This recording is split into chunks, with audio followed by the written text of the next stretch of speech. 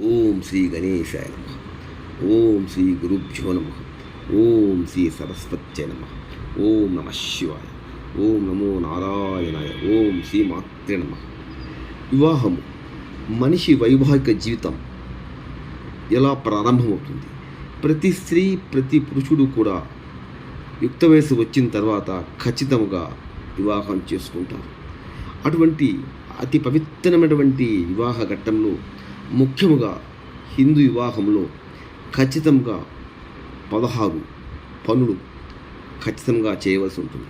అందులో మొట్టమొదటిది వరాగమనం.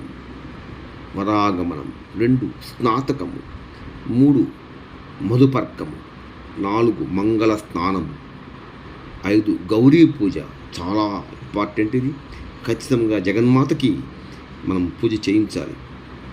6 కన్యావరణము, 7 కన్యాదానం, 8 సుముహూర్తం.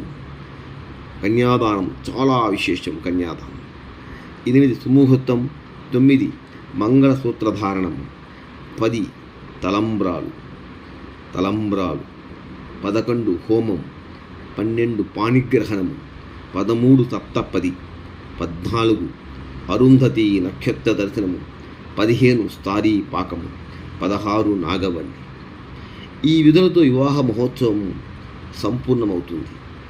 మరియు పెళ్లి కూతురు చేసుకునే ముందు, అదేవిధంగా పెళ్ళికొడుకు చేసుకునే ముందు వెంకటేశ్వర స్వామికి ఇష్టదైవానికి ఎదురు నడవడము, మరియు మేళ తాళాల మధ్య అనేక రకాల సంబరాలతో కొందరు 3 రోజులు ఈ ఉత్సవాలు చేస్తారు, కొందరు 10 రోజులు కూడా చేస్తారు. ఇట్లా వివాహ వేడుకల్ని రకరకాల కొత్త పద్ధతులతో ఈ మధ్య చేస్తున్నారు.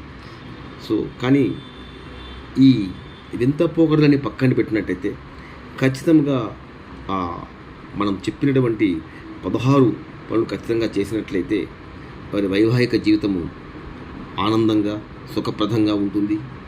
ఎట్టి పరిస్థితుల్లో కూడా ఫోటోగ్రాఫర్కి మరియు వీడియోగ్రాఫర్ అంటూ పంతులు చెప్పే మంత్రాలు వినకుండా ఈ మధ్య వివాహాలన్నీ కూడా అపహాస్యం చేస్తున్నారు. అట్లా చేయకుండా ఖచ్చితంగా వైవాహిక జీవితం బాగుండాలంటే ఖచ్చితంగా వివాహానికి ఇంపార్టెన్స్ ఇవ్వండి. పెళ్ళికి ముందే ప్రీ వెడ్డింగ్ సెరమనీ అంటూ అది పెద్ద తత్తుగా చేస్తున్నారు. వాడికి ఫస్ట్ చెప్పినట్లయితే ఖచ్చితంగా దాంపత్యం చక్కగా ఉంటుంది అని పెద్దలు సెలవిచ్చి ఉన్నారు. సర్వే జనా సుఖినో భవంతు.